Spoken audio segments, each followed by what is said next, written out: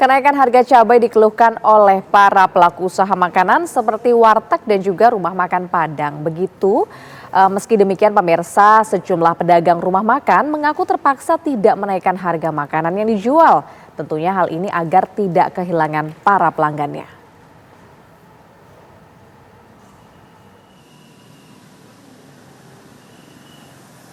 Awal tahun harga sejumlah komoditas pangan mengalami kenaikan. Salah satu yang cukup signifikan adalah harga cabai rawit merah yang melonjak hingga 2 kali lipat. Harga-harga yang melambung tinggi dikeluhkan masyarakat, terutama para pelaku usaha makanan seperti warteg dan rumah makan Padang. Kami pun mewawancarai Suroso, pengelola rumah makan Padang di kawasan Jakarta Timur. Saya jadi penasaran. Nah, makanya saya langsung bertanya nih ke penjual nasi Padang yang ada di kawasan Jakarta Timur untuk memastikan emang benar ya bahwa cerita teman-teman saya soal kenaikan harga bahan pokok itu mempengaruhi kenaikan harga masakan Padang. Nah, saya sudah bersama dengan penjual nasi Padang, Mas Suroso. Mas, selamat siang. Nah, Mas, ini saya penasaran, Mas.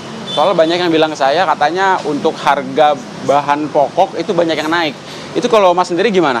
Ya, harga sembako terutama ya untuk saat-saat ini banyak yang naik, terutama untuk yang kaitannya dengan warung kita yaitu harga cabai rawit. Nah, di warung kita yang dipakai adalah cabai rawit hijau. Dari harga semula yang 35 sekarang melejit jadi 65. Iya. Berarti sekitar 2 kali lipat ya? Iya. Nah, selain harga rawit hijau, mungkin kan kalau di makanan Padang ini ada beberapa makanan yang juga pakai cabai merah, mungkin cabai merah besar atau cabai-cabai merah lain. Nah, itu kenaikannya signifikan apa gimana, Mas? Sama saja, naik juga, ikut naik.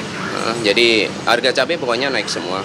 Jadi Nah, di tengah kenaikan harga cabai, baik cabai merah maupun cabai hijau sendiri, itu Mas Suroso dan mungkin di rumah masakan Padang ini sendiri gimana ngakalinnya, Mas, untuk ke konsumen?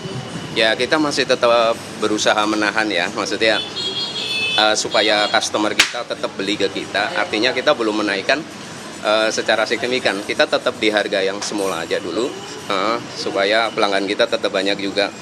Harapan saya sih ke pemerintah distabilkan lagi supaya ya ada sedikit keuntungan lagi lah seperti semula gitu.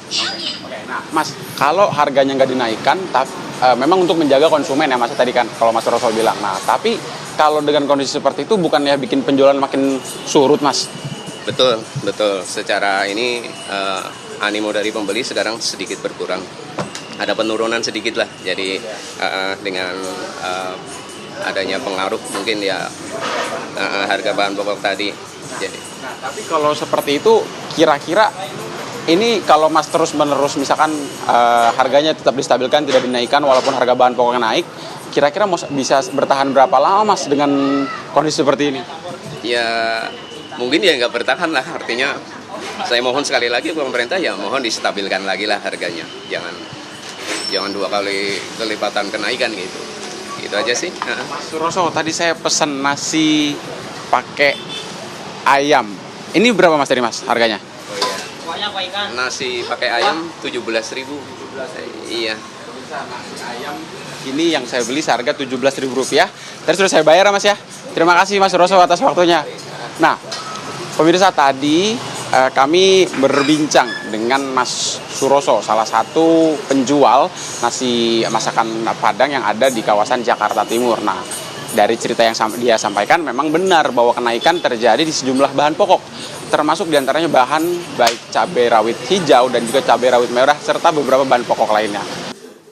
Meski terjadi kenaikan harga pangan, hal itu tidak membuat Suroso menaikkan harga makanan yang dijualnya agar konsumen tidak kabur. Akibatnya pendapatan rumah makannya mulai berkurang. Di tengah kondisi daya beli masyarakat yang turun, pelaku usaha rumah makan berharap pemerintah menstabilkan harga bahan pangan.